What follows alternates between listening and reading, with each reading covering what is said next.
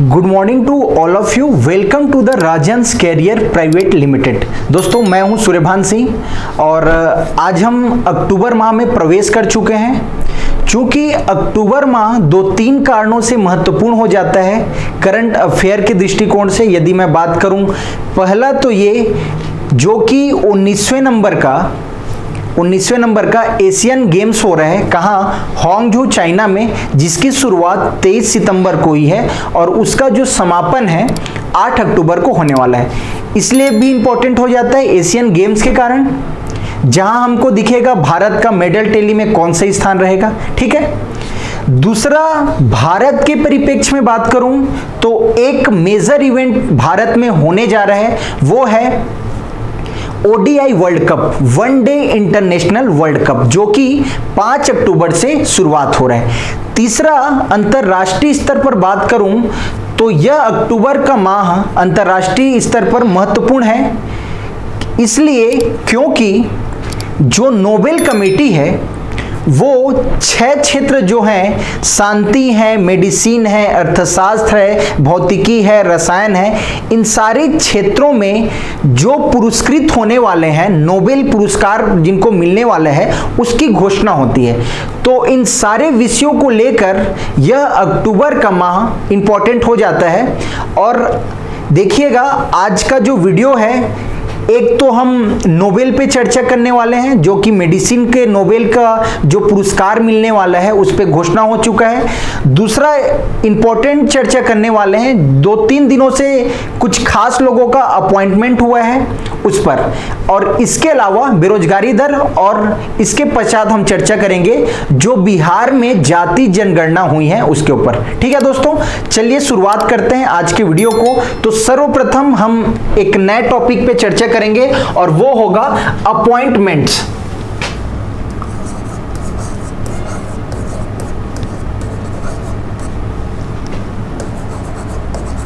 Appointments को ही बोल सकते हो नियुक्तियां।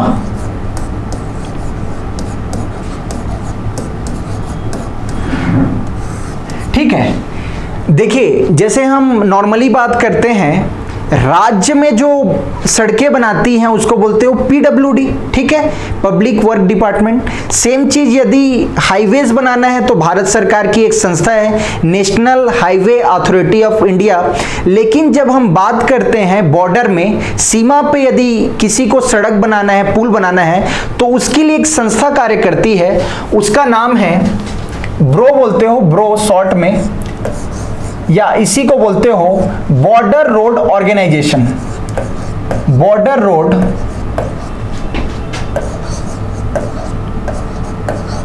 ऑर्गेनाइजेशन।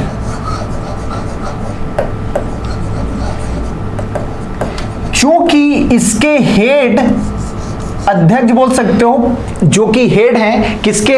ब्रो के। ब्रो अर्थात बॉर्डर रोड ऑर्गेनाइजेशन। आपसे यह भी पूछा जा सकता है, ब्रो नामक शॉर्ट में देखे, ब्रो नामक संस्था कौन से क्षेत्र में कार्य करती है? तो आपको याद रहना चाहिए, बॉर्डर में रोड बनाती है। ठीक है जी। इसके हेड चेंज हुए हैं और नाम है लेफ्टिनेंट जनरल श्रीनिवासन। ठीक है, श्रीनिवासन,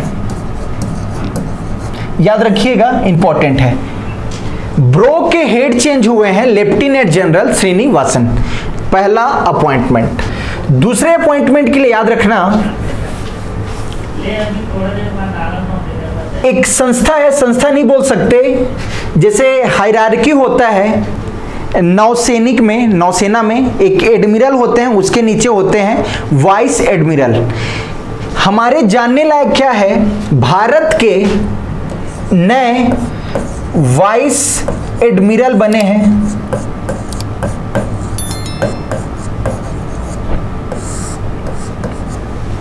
नाम है वाइस एडमिरल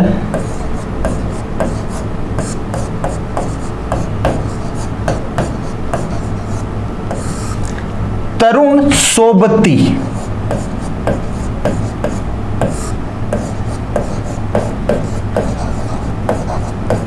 जैसे नेवी में जो सर्वोच्च पद है बोल सकते हो वो कहलाते हैं एडमिरल, और भारत के अभी एडमिरल कौन है?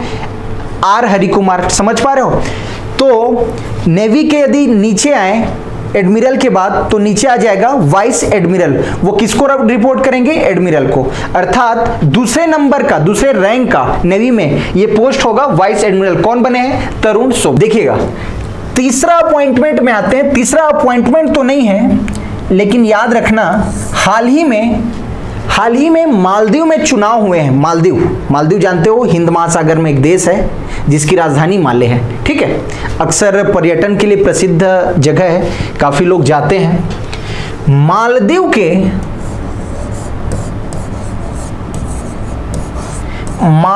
के राष्ट्रपति के चुनाव हुए हैं,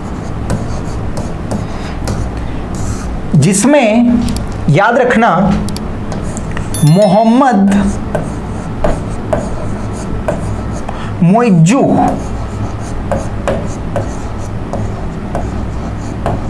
ठीक है, मोहम्मद मोइज्जू ने जीत दर्ज की है और जो पहले राष्ट्रपति थे मोहम्मद सालेह को हराकर। समझ पा रहे हो? चूंकि ये चर्चा में इसलिए और था क्योंकि जहां मोहम्मद सालेह भारत के बोल सकते हो भारतीय सपोर्टर थे, समर्थक थे, वहीं मोहम्मद मोइज्जू ये हैं चीनी समर्थक। अब ये देखना इंटरेस्टिंग रहेगा कि इनका जो दृष्टिकोण है भारत के लिए कैसा रहेगा, भारत और मालदीव के रिश्ते कैसे आगे बढ़ते हैं। समझना इस चीजों को।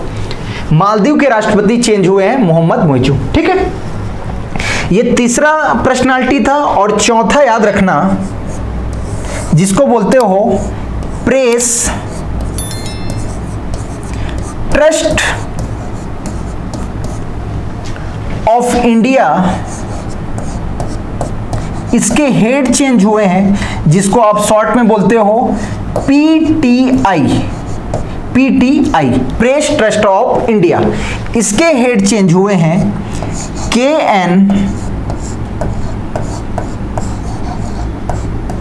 एन शांता। ठीक है, ये चारों नाम आपको याद होने चाहिए जी। एक बार और मैं रिपीट करा रहा हूं। बॉर्डर रोड ऑर्गेनाइजेशन के लेफ्टिनेंट जनरल क्या है? श्रीनिवासन जी। दूसरे नंबर में हमने पढ़ा एडमिरल जो हाईएस्ट पद है किसका? नेवी का, उसके सहायता के लिए उसके नीचे एक पोस्ट होता है वाइस एडमिरल। कौन बने हैं? वाइस एडमिरल तरुण सोबती। तीसरा, मालदीव में जो इलेक्शन हुआ है उसमें किसकी जीत हुई है? मोहम्मद मोइज्जू। नाम थोड़ा सा अजीब है लेकिन याद रखना पड़ेगा। और चौथा हमने देखा प्रेस ट्रस्ट ऑफ इंडिया के प्रेसिडेंट बने हैं के एन शांता। चूंकि यदि बात करूं ये जो मोहम्मद मोइज्जू है इंपॉर्टेंट इसलिए भी हो जाता है, याद रखना जब 2018 में 5 साल बाद यदि 2018 में आए तो उस टाइम जीते थे मोहम्मद सालेह, और मोहम्मद सालेह के शपथ में प्रधानमंत्री मोदी जी गए थे। और उस टाइम बेटा याद रखना 2019 के पीएससी में क्वेश्चन आ गया था कि मालदीव के प्रेसिडेंट कौन है, ये इसलिए इंपॉर्टेंट है। ठीक है, ये चारों अपॉइंटमेंट याद रखिएगा। अब चलते हैं नेक्स्ट टॉपिक में जो कि बहुचर्चित टॉपिक है और वो है नोबेल पुरस्कार।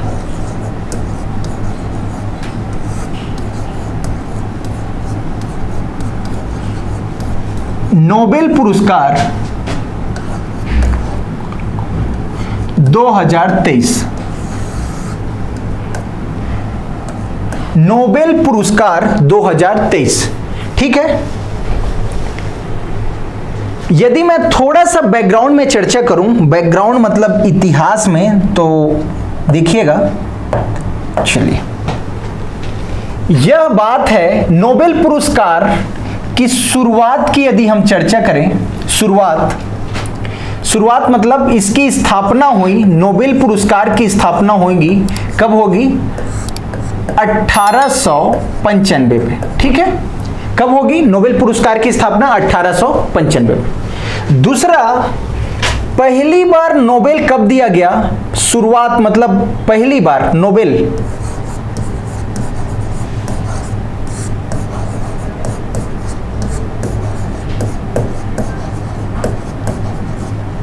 पहली बार नोबेल दिया गया था वर्ष 1901 में, ठीक है। और तीसरा, किसकी स्मृति में दिया जाता है यह पुरस्कार? जो कि डायनामाइट के खोजकर्ता हैं, जिन्होंने डायनामाइट को दुनिया में लाया, नाम है अल्फ्रेड नोबेल। ये बेसिक चीजें हैं, याद रखना, ठीक है। ओके। दूसरी बात करूं, यह नोबेल पुरस्कार कितने क्षेत्रों में दिया जाता है? तो जो नोबेल पुरस्कार है, शुरुआत में 1901 तक 5 क्षेत्रों में दिया जाता था। कितने क्षेत्र? 5 क्षेत्र। और ये 5 क्षेत्र थे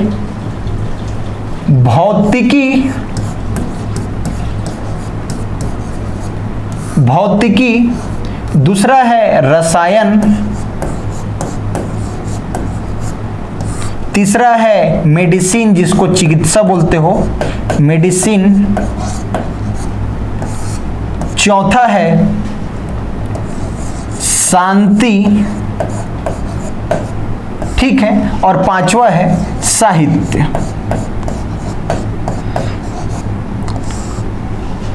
भौतिकी, रसायन, मेडिसिन, शांति और साहित्य, ये 5 पुरस्कार 1901 में दिए जाते थे। लेकिन 1968 में, वर्ष 1968 में एक नया क्षेत्र जोड़ा गया, नाम है अर्थशास्त्र। जैसे अमर्त्य सेन जी हैं, अभिजीत बनर्जी जी हैं, इन सभी लोगों को अर्थशास्त्र के क्षेत्र में नोबेल मिला है, जो कि भारतीय हैं, ठीक है। कहने का मतलब यह है, यदि आपसे पूछा जाए 1901 में जब नोबेल पुरस्कार की शुरुआत हुई तो कितने क्षेत्रों में दिया जाता था? केवल 5, ठीक है। दूसरा चीज याद रखना, ये 6 क्षेत्र हैं, ठीक है। यदि आपको शांति का नोबेल पुरस्कार के लिए जाना है, यदि आपको शांति का नोबेल मिल गया तो आपको जाना पड़ेगा नार्वे। कहां? नार्वे के ओस्लो में इसकी राजधानी है, ठीक है। और यदि आपको शांति के अलावा भौतिकी, रसायन, मेडिसिन, साहित्य और अर्थशास्त्र का आपको नोबेल के लिए नॉमिनेट किया गया है, मतलब मिलना है आपको, तब आपको जाना पड़ेगा कहां? स्वीडन की राजधानी स्टॉकहोम में।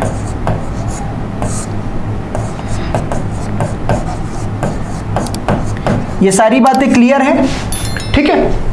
कहने का मतलब यह है, केवल और केवल शांति का जो नोबेल पुरस्कार होता है वो कहां मिलता है? नार्वे की राजधानी ओस्लो में। बाकी सारे अवार्ड कहां मिलेंगे? स्टॉकहोम, जो कि स्वीडन की राजधानी, ठीक है। अब चलते हैं, ये थोड़ा सा बेसिक हुआ, और दो चीज और जानना। क्या हमेशा नोबेल, क्या क्या क्राइटेरिया है? नोबेल 3 से अधिक लोगों को नोबेल नहीं दिया जाता है, ठीक है।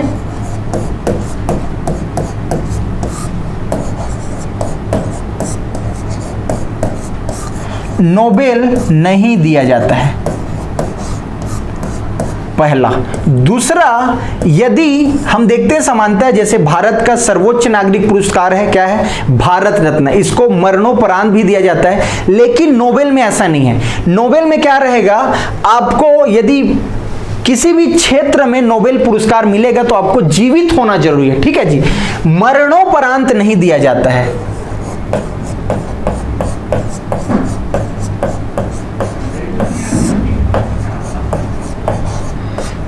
ठीक है, ये दोनों क्राइटेरिया याद रखना। ये बेसिक थे नोबेल पुरस्कार के बारे में। अब आते हैं वर्ष 2023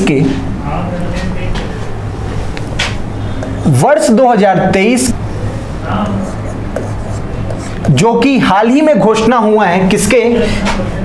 मेडिसिन के नोबेल की। Medicine, Nobel.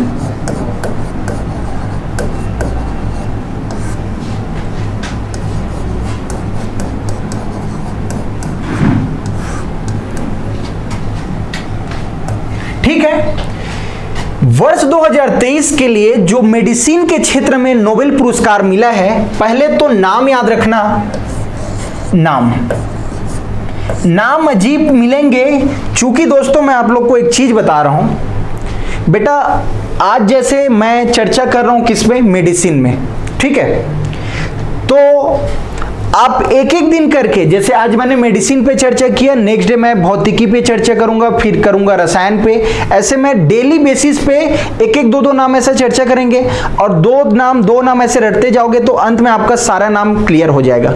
नहीं पढ़ते हो तो गलती क्या करते हो, आप ट्रिक बनाते हो, और ट्रिक कब तक याद रहेगा, भूलते जाते हो। तो याद रखना, आप हमेशा ही 2 नाम को याद करते चलो, रोज न्यूज़पेपर पढ़ो और अपने कॉपी में नोट करो। एक दिन देखना वो 6 नाम आपके मस्तिष्क में याद हो जाएंगे, ठीक है। कहने का मतलब ये है, रोज जैसे भी नोबेल पुरस्कार का जैसे भी घोषणा हो रहा है तुरंत नोट कर लीजिए। तो याद रखना, मेडिसिन नोबेल पुरस्कार 2023 के लिए जो नाम की घोषणा हुई है, एक नाम है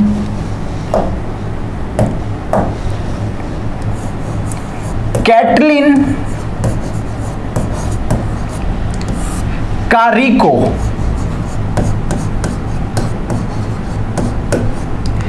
कैटलिन कारिको, क्या नाम है, कैटलिन कारिको, के ऐसे याद रख सकते हो। और दूसरा नाम है ड्रू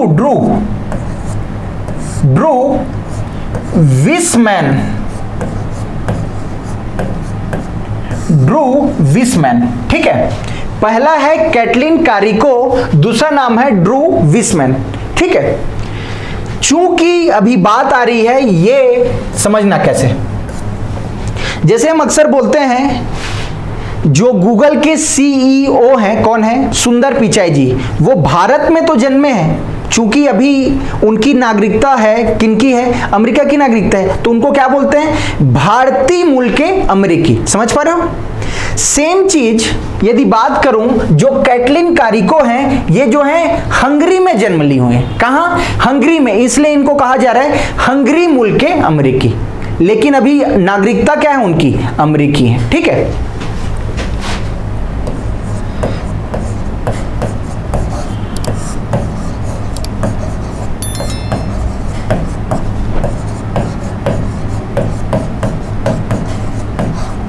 और ये तो स्पष्ट है, ये कहां से हैं, यूएसए से। कहने का मतलब ये है, दोनों के दोनों कहां से हैं, यूएसए से, लेकिन कैटलिन कारिको का जन्म कहां हुआ है, हंगरी में। ओके जी। दूसरा याद रखना, ये मेडिसिन का नोबेल पुरस्कार मिलने का कारण क्या था, क्यों मिला, क्योंकि इन्होंने एक विकसित किया mRNA टेक्नोलॉजी।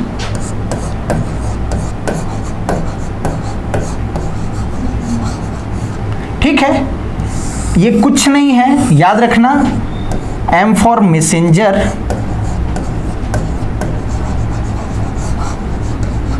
राइबो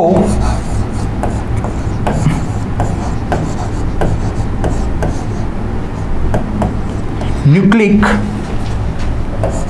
एसिड, ठीक है, मैसेंजर राइबो न्यूक्लिक एसिड। ये टेक्नोलॉजी के कारण ही हमने एंटी कोरोना वैक्सीन का निर्माण कर पाया। ठीक है जी, इसी टेक्नोलॉजी के कारण। और कहीं ना कहीं ये विश्व में, कहाँ, विश्व में कोरोना के जो बढ़ते केस हैं और जो डेथ रेट बढ़ रहा था उसको कंट्रोल करने में महत्वपूर्ण भूमिका निभाई। ठीक है, किस लिए मिला, mRNA messenger ribo nucleic acid technology के कारण कैटलिन कारिको और ड्रू विसमैन को 2023 का मेडिसिन का नोबेल मिला है। इतना कम से कम आप याद रखिएगा। ये हुई बात 2023 की, और यहां हमने चर्चा किया नोबेल पुरस्कार के बारे में। ठीक है, अब यदि मैं बात करूं भारत के परिप्रेक्ष्य में यह इंपॉर्टेंट कैसे है, हमारे एक भारतीय हैं जिन्हें मेडिसिन का नोबेल मिल चुका है और उनका नाम है हरगोविंद खुराना, और उनको मिला था वर्ष 1968 में मेडिसिन का नोबेल। नाम है हरगोविंद खुराना। ठीक है, इतना कम से कम आप नोबेल के बारे में याद रखिए। यहां हमने बैकग्राउंड के बारे में चर्चा किया, और दूसरा हमने चर्चा किया 2023 का मेडिसिन का जो नोबेल है किसको मिला। ठीक है, अब देखिएगा नेक्स्ट टॉपिक पे चलते हैं। नेक्स्ट टॉपिक क्या है, थोड़ा सा एक टर्म आएगा, उसको समझने की कोशिश करना। मैं अंत में बेरोजगारी दर को बताऊंगा, लेकिन उससे पहले कुछ चीजें आपको समझना पड़ेगा। क्या बेरोजगारी दर यदि मैं तुरंत बता दूं डेटा तो आपको समझ नहीं आएगा। याद रखना बेरोजगारी दर होता क्या है, इसको कैसे निकाला जाता है। तो उसके लिए दो टर्म याद रखना। एक आएगा आपके पास श्रम बल,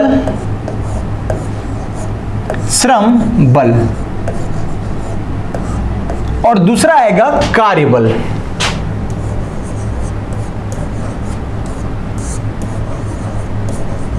श्रम बल आप सभी जानते हो, जिसको बोल सकते हो लेबर फोर्स, और कार्यबल वर्क फोर्स। श्रम बल कहने का मतलब यह है कि 15 से 64 आयु वर्ग का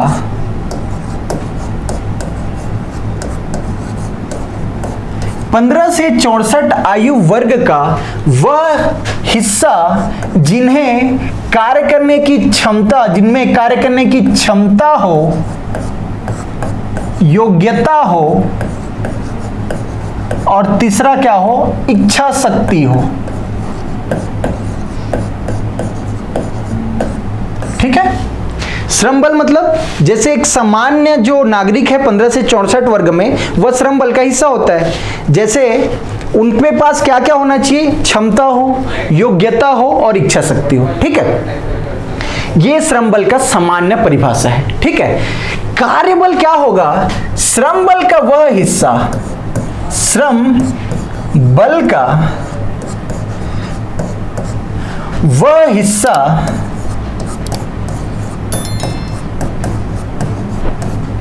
जिसे रोजगार प्राप्त हो। समझ पा रहे हो जी, जिसे रोजगार प्राप्त हो।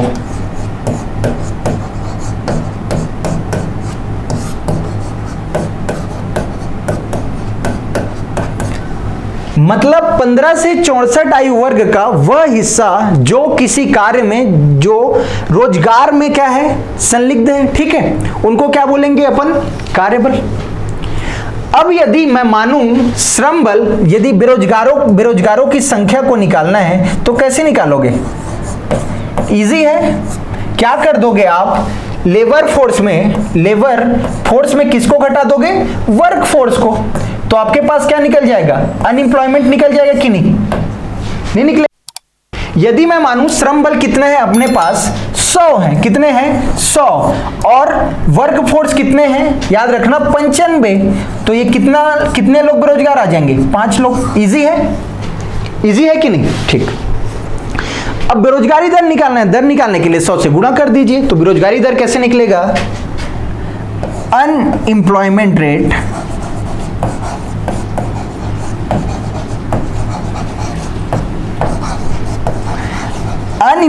रेट क्या कहलाएगा, श्रम बल, इसको इंग्लिश में लिख लो। श्रम बल मतलब labour force minus work force, और किसको बेस ले रहे हैं, लेबर फोर्स गुणा 100। ये क्या कहलाएगा आपका, अनएम्प्लॉयमेंट रेट। ठीक है, ये चीजें समझ में आई। पहला हमने देखा श्रम बल, दूसरा कार्यबल, और तीसरा अनएम्प्लॉयमेंट रेट। चीजें क्लियर है। अब बेटा देखना कौन सी एजेंसी है या कौन सी संस्था है जो हर एक महीने बेरोजगारी दर का रिपोर्ट पेश करती है। याद रखना बेहद इंपॉर्टेंट है। हर बार कोई भी राज्य सरकार ये रिपोर्ट प्रस्तुत करती है और बताती है कि देखिए हम अपने राज्य में सबसे कम बेरोजगारी दर है। नाम है संस्था का नाम है सेंटर फॉर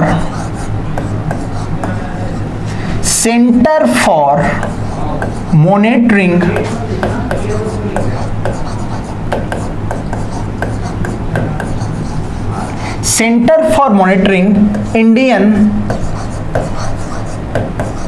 इंडियन इकोनॉमी।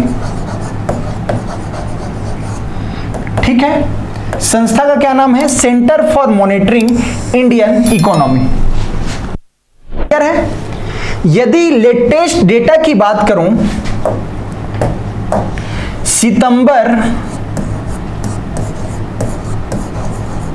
सितंबर 2023 में भारत में अनएम्प्लॉयमेंट रेट कितना रहा?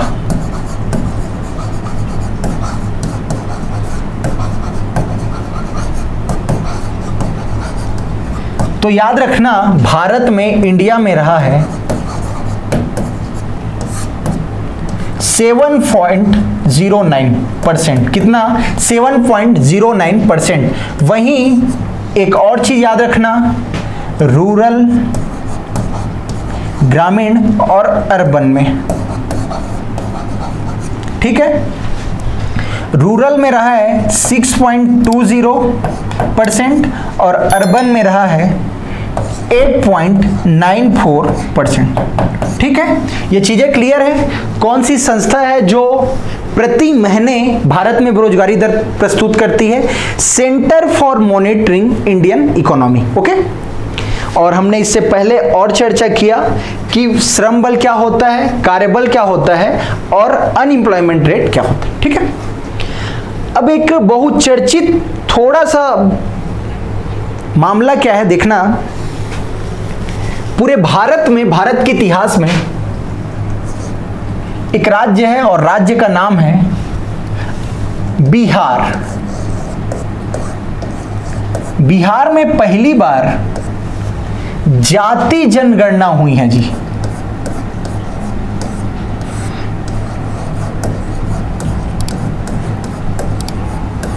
ठीक है, चूंकि हमारे लिए इतना ही इंपॉर्टेंट है कि कौन से राज्य में जाति जनगणना हुई है, यदि आप बीपीएससी और बिहार स्पेशल की तैयारी करते तो और डेप्थ में पढ़ते कि कितने यादव है, कितने मुस्लिम है, कितने वो हैं। ठीक है, आप ये बस जानिए कि भारत में ऐसा कौन सा राज्य है जहां जाति जनगणना हुई है। कौन सा राज्य? बिहार। मैं कुछ आंकड़े बता रहा हूं। इस जाति जनगणना में यह बताया गया है कि जो अति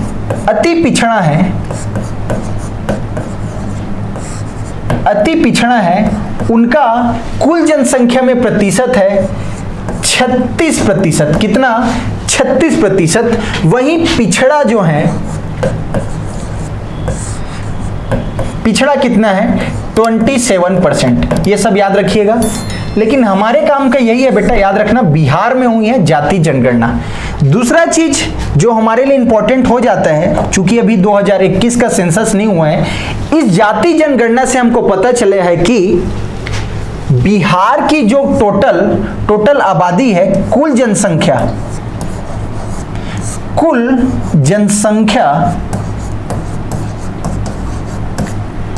जनसंख्या हो गई है कितनी?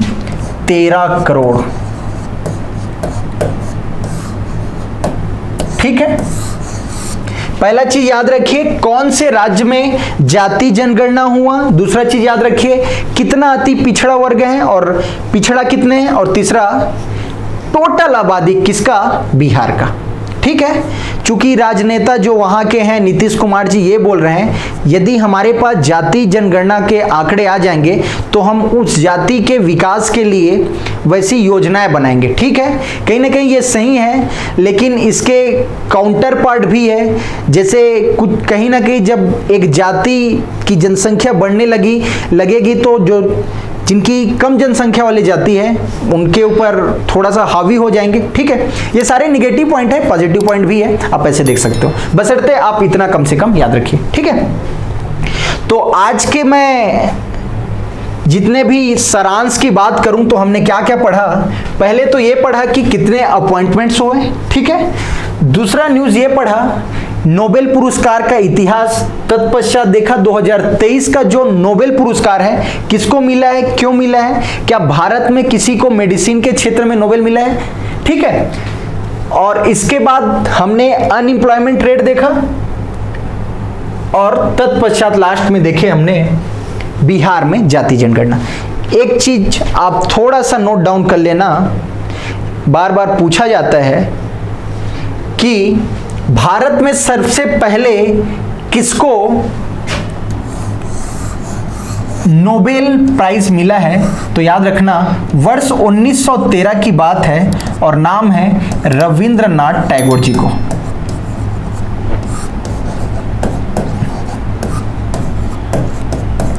एशिया में सबसे पहले इन्हीं को नोबेल मिला था, ठीक है। और क्षेत्र क्या था, साहित्य, ठीक है। ये सारी चीजें याद रखिएगा, ओके।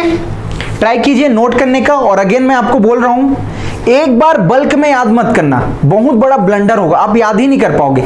ऐसे क्या है, कैटलीना कारी को बहुत सारे नाम आएंगे, ठीक है, तो आप फंस जाओगे। याद करना, हर एक 2-2 दिन में देख लेना कि कौन कौन से मेजर डेवलपमेंट हो रहा है। अगेन आपको किसी भी टॉपिक में वीडियो चाहिए तो कमेंट बॉक्स में पूछिएगा, हम बनाने की कोशिश करेंगे। और वीडियो देखते रहिए, चैनल को सब्सक्राइब कीजिए, यदि वीडियो अच्छी लगे शेयर कीजिए, लाइक कीजिए। Thank you.